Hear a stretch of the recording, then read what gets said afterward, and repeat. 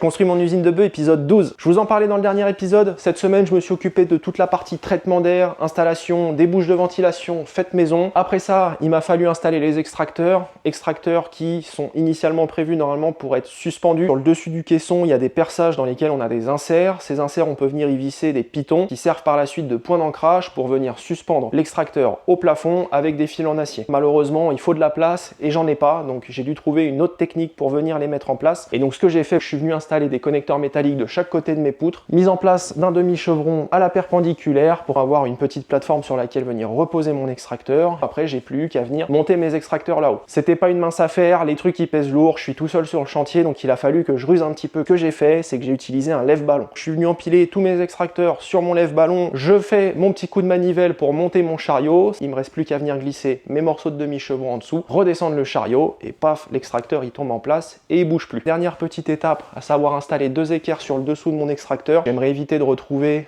mon extracteur par terre au milieu de mon espace de culture un matin parce que je les ai pas bloqués en place et que le truc au final il s'est déplacé, il est tombé. Après ça, je suis venu découper toutes mes longueurs de gaine, je les ai installées, je les ai fixées avec des colliers de serrage et le système de traitement d'air est terminé. Si je fais le point sur les espaces de culture, on est quasiment à la fin. Il me reste encore quelques étapes clés à terminer, à savoir fabriquer et installer mes portes dans les deux pièces, réaliser toutes les reprises de lambris à droite à gauche là où il y a eu des pètes, des casses, etc.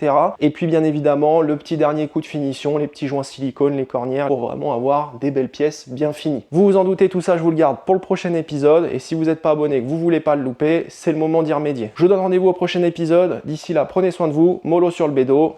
Ciao l'équipe.